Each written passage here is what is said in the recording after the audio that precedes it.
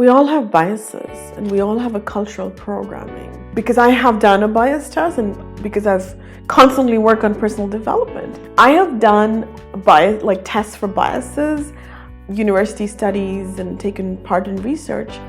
And one of the things that I was able to realize was that I am biased towards thin people. By being aware of something, we can actually accept it and then change it.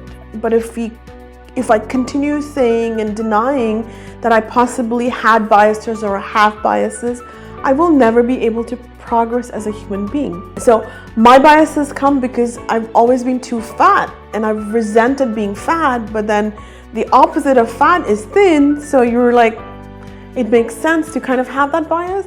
And it's not something that I'm consciously doing or I'm consciously, pointing to people that you're too thin. But it's a programming that I have in my head that I need to kind of unveil and then release and say it doesn't belong to me. It's because of my own struggles, my own struggle to fit in and be loved for who I am. And often when we look at ourselves, when we get to know ourselves and we connect with our inner power, guess what happens? We also face the darkness. We not only see the light and the good things about ourselves, we also start seeing the darkness, the things we don't like about ourselves.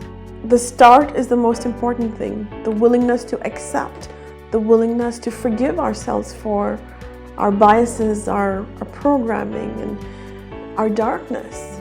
Because no part of us is our own enemy.